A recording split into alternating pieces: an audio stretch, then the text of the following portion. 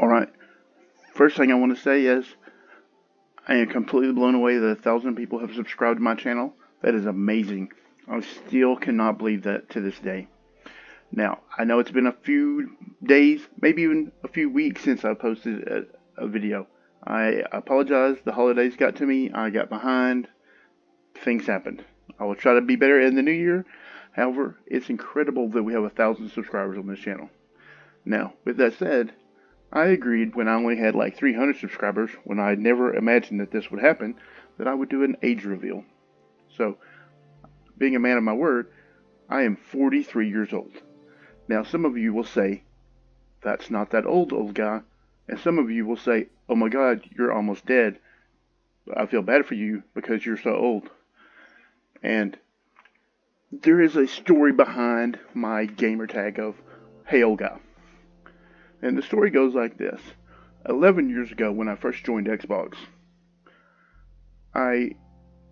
when you join Xbox Live, they give you a gibberish gamer tag. And I don't remember what it was. It was something stupid.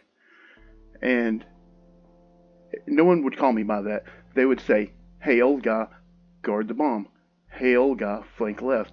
Hey old guy, do this. Hey old guy, do that. Because I was a huge Call of Duty and Halo player, as you can tell by my skin.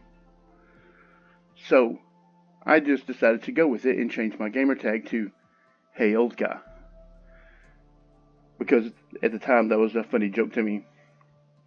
So, I just left it because Xbox likes to charge you, I don't know, $8 or whatever it is, $10 to change your gamer tag. And I thought that was ridiculous. So, over the years, I just adopted the persona of being an old guy. However, I'm only 43 years old. So once again, I would like to thank everyone who has subscribed and everyone who has watched any video I've ever made. The support has been incredible. Now, with that out of the way, this video is going to be about POI. And specifically, it's going to be about what is and it is not a POI.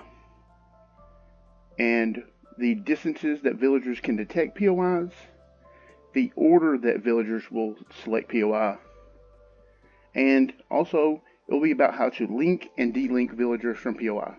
Also, there will be a small rant about how we hate bells and why you should throw them all in lava.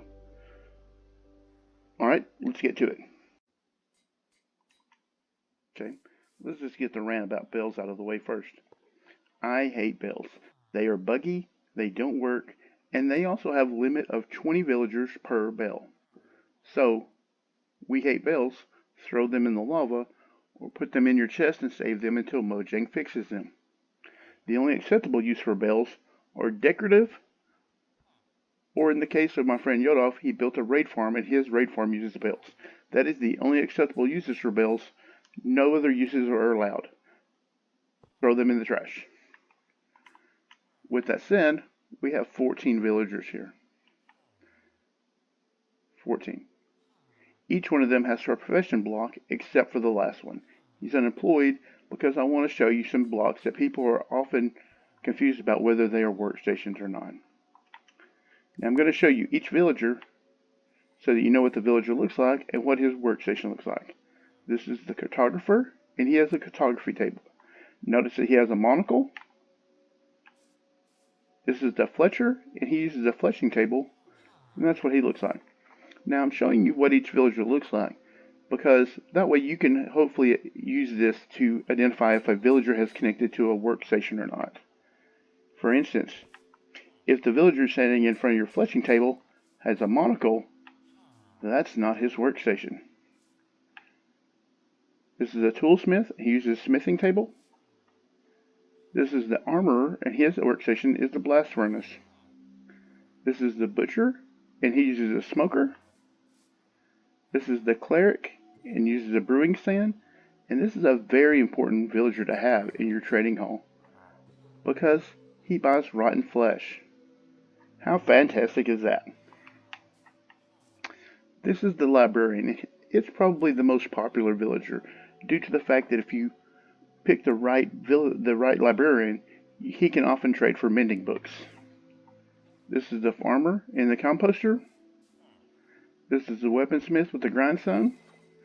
the fisherman with the barrel, the leather worker with the cauldron, the stonemason with the stonecutter, the shepherd with the loom, and lastly, this is our unemployed villager. Now there are 3 additional other types of villagers.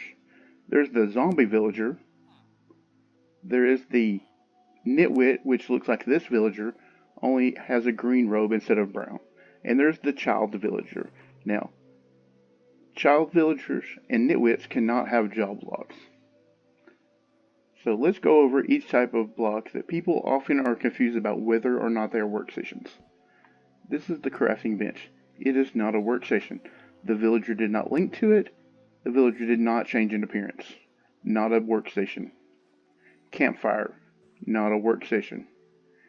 Furnace. Now you may be thinking, old guy, of course this is a workstation. This is a furnace. I'm here to tell you that it is not. This is an anvil. And you're thinking, okay, this one is definitely a workstation. Nope. Enchantment table. No. Bookshelf. No. Now you may be thinking that something is wrong with this villager and he just won't accept workstations. He will actually if you put a workstation in front of him. Once again, not a workstation, not a workstation, not a workstation. Those blocks have no effect on a villager. If you have any other questions about any other blocks, guess what? They are not workstations either. There are only 13 profession blocks currently. And if it's not one of the ones I listed, it's not a workstation. Alright, welcome back to our favorite testing world. You may notice a few upgrades like the rail and the second measuring stick here. The first thing we need to work out is how far can a villager see a POI? So we'll need a villager. Thanks for helping out. And we'll need a POI. Now this is 17 blocks. This villager will never be able to see this bed at 17 blocks. However, if we place it at 16 blocks, the villager will eventually search and find this bed. There you go, linking particles. Now, this means that from this villager, 16 blocks this way, 16 blocks this way, 16 blocks this way, 16 blocks this way. He has a search radius, a search area of 32 by 32 along the XZ axis. Now you may be asking, well, what about the y-axis or vertically? Well, we'll need to reverse the test for that. So there's a POI, and here's our villager. Now, I could have started way up there at the village detection distance, but that would have wasted a bunch of time, and my time is valuable, and so is yours. So we're at 6 blocks above the bed. 1, 2, 3, 4, 5, 6. At 6 blocks, nothing happens. And at 5 blocks, nothing happens. However, when we get to 4 blocks, he eventually will be able to search and find the bed. There you go. He linked to the POI. So his vertical search range is 4 blocks. So that brings us to a 32 by 8 by 32 villager detection range, or POI detection range. So a radius of that, even though I hate saying radius when it's square, his radius is 16 blocks horizontally or along the XZ axis and 4 blocks vertically. Now my latest iron farm with a trading hall attached to it, you may have noticed that I brought up a villager, and I didn't want to talk about why I did it. This is why. Because the villagers in the trading hall don't have a far enough detection range to see the beds from the trading hall. So you needed to bring up a villager, and you could have sacrificed him like I did, or you could have recycled him and brought him back down to the trading hall once he linked to the beds. Once he links to the beds, all the other villagers will be able to link to the beds also. Let me demonstrate that. This villager is here. Now, he is within the village. Remember our village distance? 64 by 24 by 64.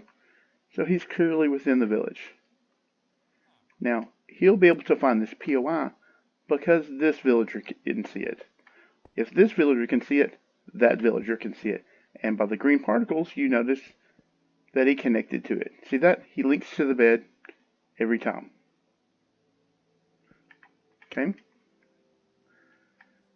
Now, I'm going to place down a POI. Now note that he no longer has a bed. This workstation is too far for this villager to see it. But once again, because this villager is within this village, he can see it and he can link to it. Now here's something interesting. He no longer has a bed. He no longer has any POI. Yet he is a member of this village. If you bring a villager, even if for a moment, if you bring him within the village boundary, he will instantly be part of that village, even if he doesn't have a POI. He doesn't need a bed. He doesn't need a workstation. He will join that village automatically. He doesn't need a bed to claim a workstation. He doesn't need a workstation to claim a bed. If he is within the village boundaries, he will join the village.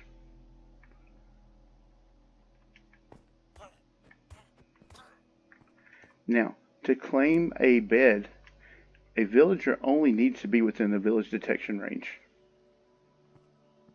Let me demonstrate that again. Now, I've showed this in many videos.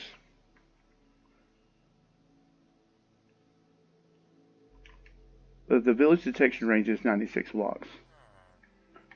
Because that villager can see that bed, this villager will be able to see the bed. However, we are at 97 blocks, 1 block past the village detection range. However, if we bump him slightly, you'll notice that he links to the bed because he can now see it. He is within the village detection range. So once he's within that range, he also can see the beds. This is why it is so important when you are building multiple iron farms or any type of multiple farms that involve villagers, whether it be raid farms or iron farms or crop farms, that you don't bring villagers within 96 blocks horizontally or 76 blocks vertically. How you bring a villager to a village is as important as where you get your villager from. I want to say that one more time. How you bring your villager to your new village is very important. I cannot say that enough. If you build a quad iron farm and you build the bottom two first and you think, well, I'll just bring them to the bottom iron farm and then shoot them straight up. Guess what? What you did was you sent villagers from your bottom iron farm to the top. And now you have a giant iron farm that extends vertically for 80, 90 blocks. That is a huge issue that people are having, is that they don't bring their villagers to their iron farms correctly.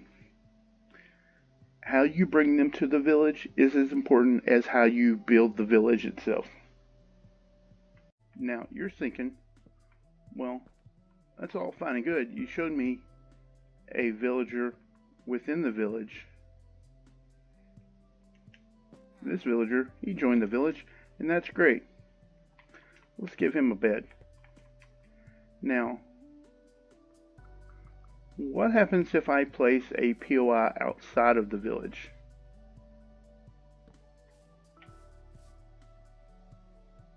Now, that first villager linked to this. I want to show you that. You notice how he changes?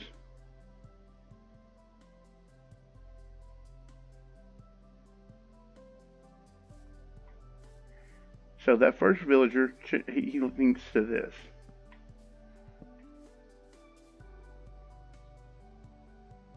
You see him physically change appearance? He changed to the librarian. Now, what we have done here is, 1, 2, 3, 4, okay. What we've done here is we've stretched the village, because this is the 32nd block from the villager. So this is the old village boundary. But what we've done is extended the village because the village has to stretch to accommodate every single claimed POI.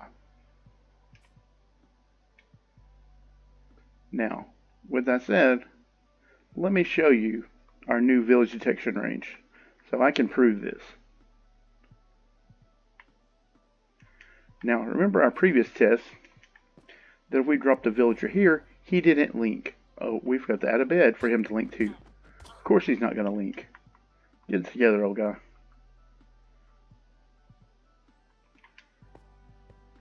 Okay, now there are 3 beds.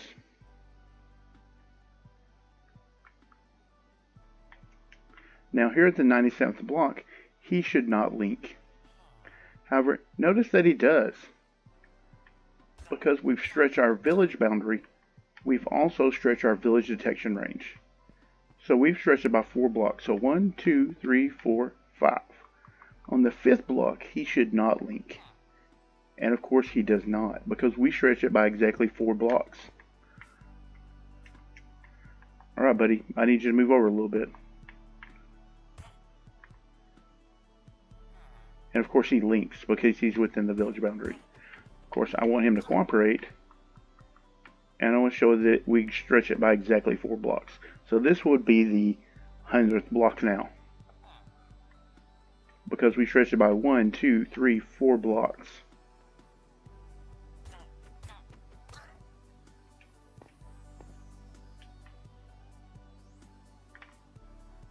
Now, you're thinking, we stretch it by 4 blocks that way. Did we also stretch it by 4 blocks along the z-axis? I already know the answer. Let's test it out just to see. Remember that we have a villager there, a villager here, so that we have 3 beds. Let's test it out. Now here we are at the 96th block. On the 97th block, the villagers should not link. And of course, they do not, because we did not stretch it this direction. It isn't always a square if you stretch it. You can stretch it into a rectangle, depending on which way you stretch it. Now, if we move him to 96, he links. So we are still at 96 blocks along the z-axis. Thanks for confirming that. Now, I know what you're thinking. You're thinking, oh God, so what? I stretch the villages. It doesn't make any difference. Who cares if I stretch the villages? I don't care about village detection ranges. I don't care about all that nonsense. Here is what you will care about. Now you'll remember our model of the villager and all the ranges. This is your village boundary. And this is what happens when you stretch it 4 blocks. This side doesn't go in. Only this side stretches. Now we're doing opposite of what we actually did over there. This is for effect, because we actually stretched it that direction. What you need to know is that this red box here represents the iron farm, iron golem and cat spawning area. It doesn't stretch. What it does do, however, is shift. It will always remain inside the center of your village boundary. So if your village boundary expands over 4 blocks, it will actually shift 2 blocks. If you shift it 30 blocks, it will shift 15 blocks. That becomes important because if this boundary shifts over far enough, then your spawning area is no longer inside of your farm. This is why people have golems spawn on the ground. This is why people have farms that don't spawn any golems at all. If you build on the ground and it shifts over, then that's fantastic, because you'll have golems spawn on the ground. However, if you build a farm in the air and you have it shift over, there are no blocks for the golems to spawn on, so you will have nothing spawning. Now, this is assuming that you only stretch it in one direction, because you can stretch it along the x-axis, the z-axis, and even the y-axis. So, this spawning area, which you think is centered around this bed right here, which it would be if you didn't stretch it, could end up diagonally and down from where you think it is. And this is why you're not getting anything to spawn, or you're having things spawn on the ground. Let me show you in a real world example of what I mean by this. This is a world sent to me by a viewer. His name's Wong Serjay. WONGSERJAY. Now, I'm butchering his name. I have no doubt that I'm butchering his name. And if you send me something and you have a name and it's not Bob or Tom or something simple like that, I'm going to butcher your name also. So just know that ahead of time. Now, I am thankful that he sent me this because this represents a real world issue that people are having when they build these farms.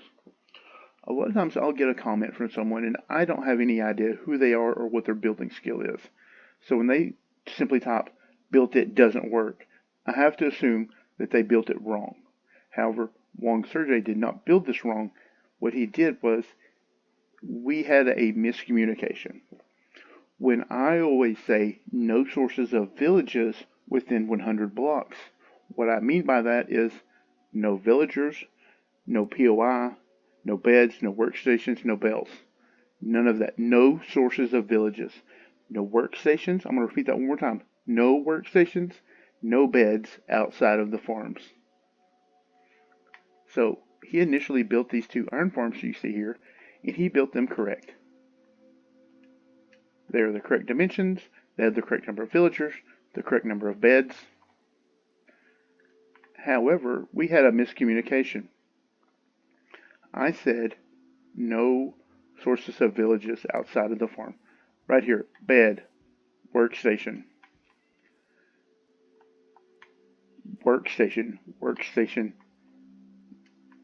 Some of these builds are fine, and some of them are filled with workstations. And when that happens, this village gets stretched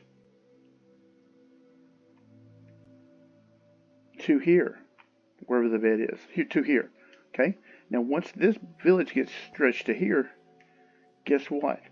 It's another 96 blocks. And in doing so, it encompasses this village. And these two villages have merged to combine a single village of 42 villagers, placing the spawning area somewhere here in the middle. Now, if you remember from some of my previous videos, I tell you that for every 10 villagers that a village has, you get a chance to spawn a golem. Notice that there are 2 golems right here. 1, 2.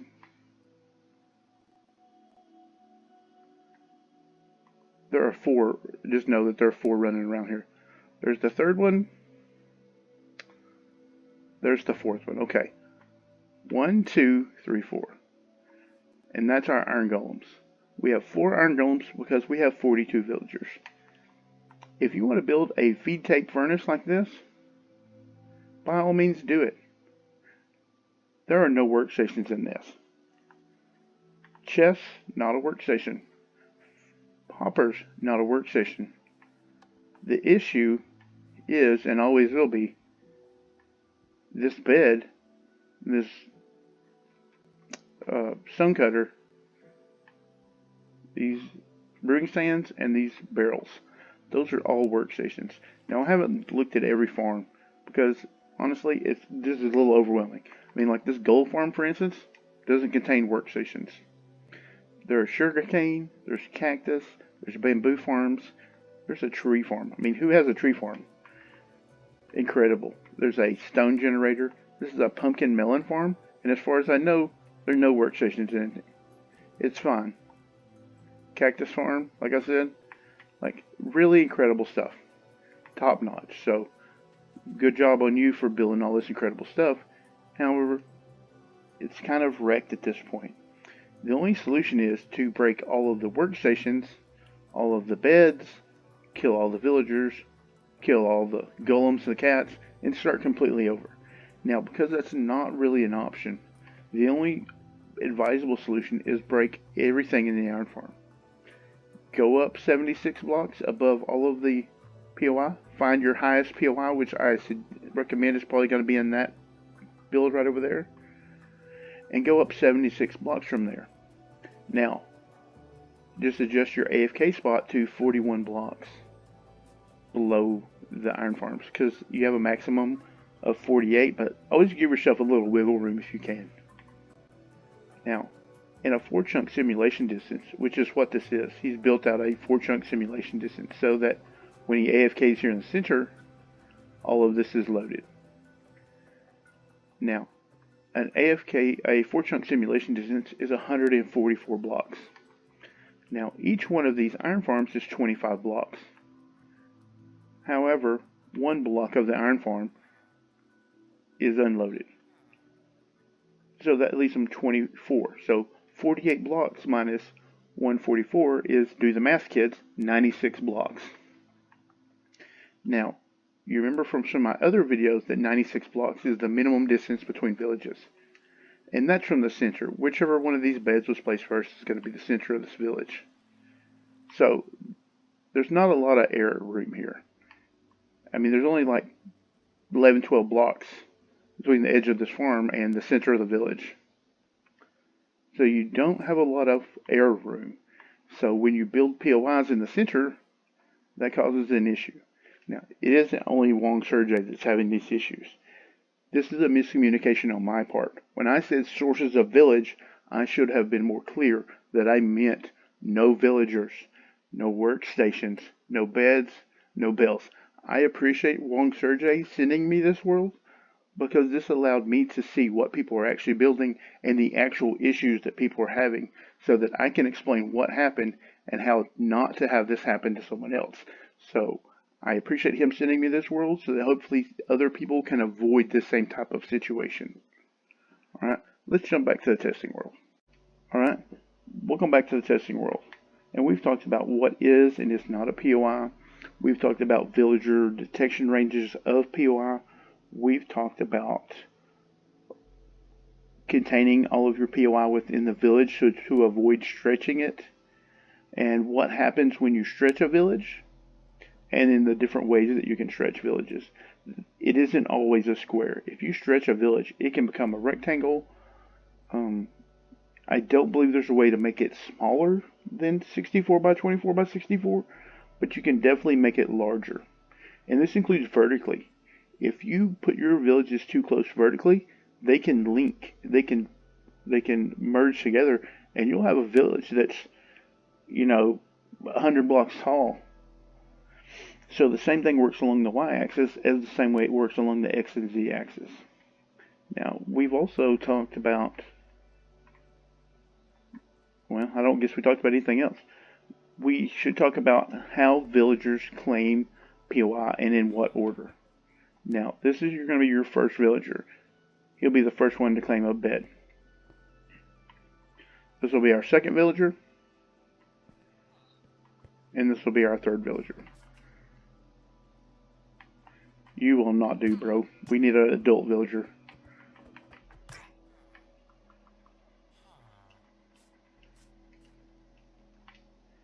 Now, each one of these villagers claimed a bed in order.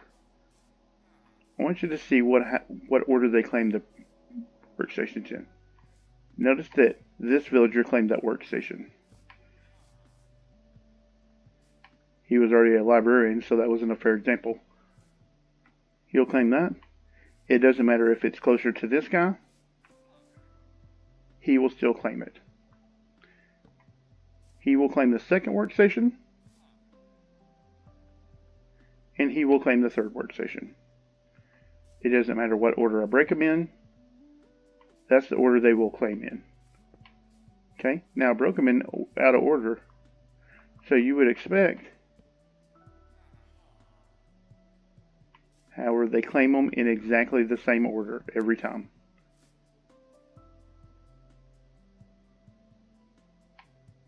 If I break his workstation and I break his workstation,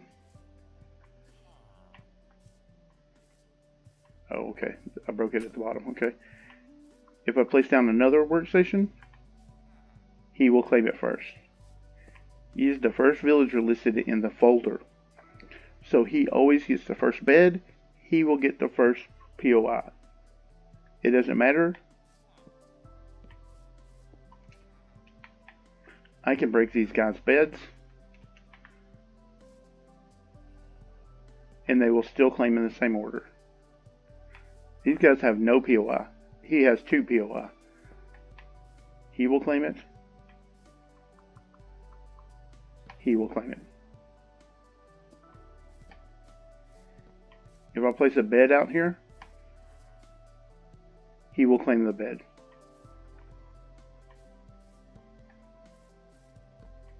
If I put a POI down, he will claim the POI. Because he's the first villager and there's no other POI. We'll give him a POI so that he's full.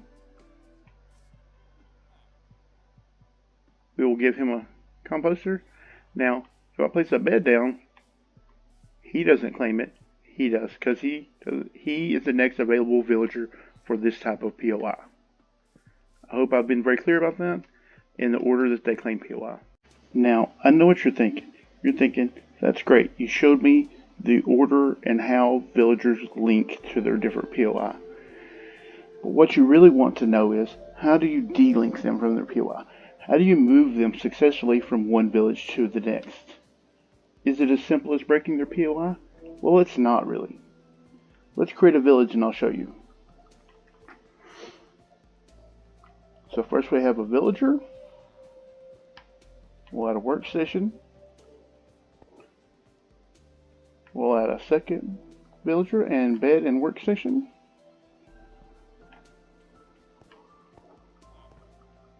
And we'll add a third villager and workstation. But only this villager we're going to put in a minecart. Now, you don't have to use a minecart. You can use a boat, or you can use a nether portal, or however you'd like to transport your villagers. Use a water stream. However you want to move your villager, this part is completely up to you.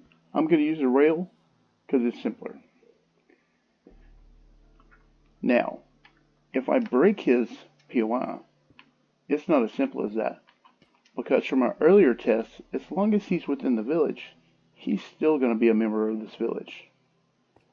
So we could send him out of the village, and he would eventually de-link from the village. His TS number would spike, and he would eventually de-link. Now that can take up to 20 minutes. Now, that is certainly a method of de-linking them, is sending them outside of the village. And that can take up to 20 minutes. And the 20 minutes, you will need to have this village loaded, so that the TS timer in this village is being loaded. Alternatively, you can take him outside of the loaded chunks. Now, I'm playing on a 4-chunk render distance, simulation distance. Now, the simulation distance that you play on will dictate how far you need to take them. Because I'm playing on a 4-chunk, and a 4-chunk is actually 5 chunks. It's the chunk you're standing in, and then 4 chunks in each direction. So I want to take him 6 chunks, because I want to take him at least 1 more chunk than the simulation distance. If you're playing on a 10-chunk simulation distance, let's say you're playing in a single-player world, you will need to take him 12 chunks.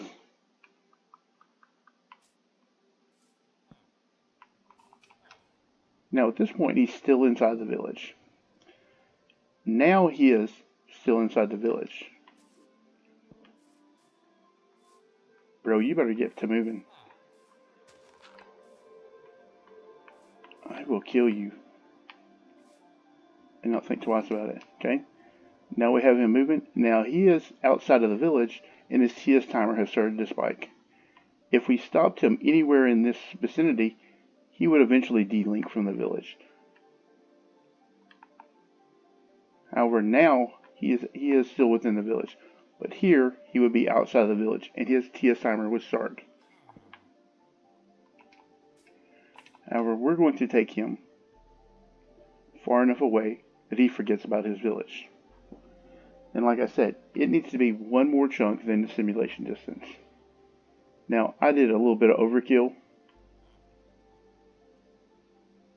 because I want to show you what it takes to de-link from like a 10-chunk simulation distance. Now, at this point, for sure, that village is unloaded.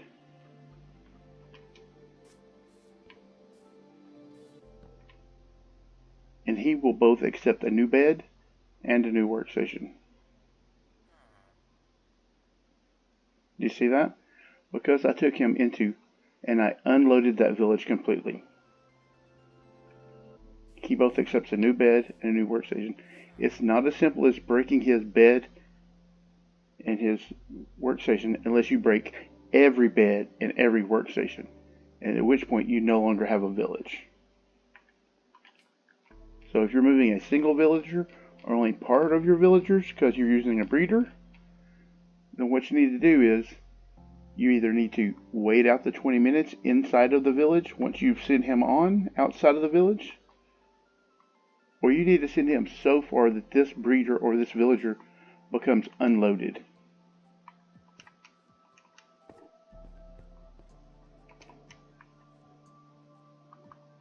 So, because he is unlinked from this bed and this workstation,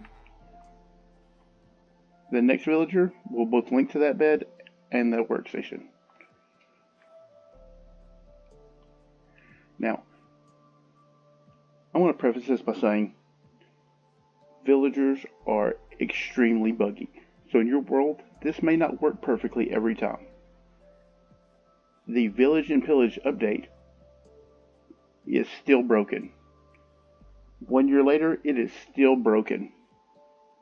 I guess it hasn't been a complete year, but it is extremely broken. Everything to do with villages is extremely broken, which is why I make these videos to explain the mechanics. So your world may be slightly different. You may have a bed that he passes by along the way somewhere. That will be a problem because he'll link to that bed.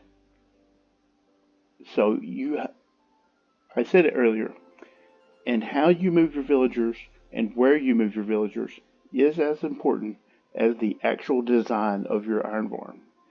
You must use extreme caution when moving villagers. I recommend only moving 2 villagers. I recommend breeding the rest of them on site. And then I recommend killing those first 2 villagers. Breed 23 villagers and kill the first 2. That's how buggy, terrible not iron farms, but villages in general are. I wish Mojang would fix the bugs instead of adding content. I don't care if we get 2 updates behind Java. I would rather have villages fixed rather than them destroy the Nether this year. Fix the villages. That's all I care about. Fix the villages. Oh, also, you may notice that I'm not wearing the Master Chief skin anymore because I lost a lot of this footage and had to re-record. Guess what? Fix the skin editor. How come I can't be Master Chief in every video? Why is it always Alex? Fix your bugs. This is insanity. That's all I have. Sorry about the rant there at the end. If you have a question, there will no doubt be a part 2 to this, because we haven't even talked about unclaimed POI. And the reason I did it is because there is an insane amount of bugs dealing with those. Like, it makes your head want to explode. Just the number of bugs. People are like, how come my farm did this? How come my raid farm did that? And I have to look at the bug tracker, and I have to link them. Oh, sorry, it's bugged. The reason your farm is destroyed is because Mojang can't fix their bugs. It makes my mind blow up. So there will be a part 2 for sure. If you have any questions, leave them in the comments. I will try to either answer them or cover them in the next video. If you think I got something wrong, please tell me below so that I can retest it and we can learn together. If you think I got it right and you want to leave me a positive comment, those are welcome also. If you want to just call me old, that's okay. You can say okay boomer or whatever kids are saying nowadays. If you want to check out other people who I think do cool stuff, their links will be in the description. If you want to find me on the internet, those links will also be in the description to different various Discords that I hang out in. That's all I have for today. Thanks for watching.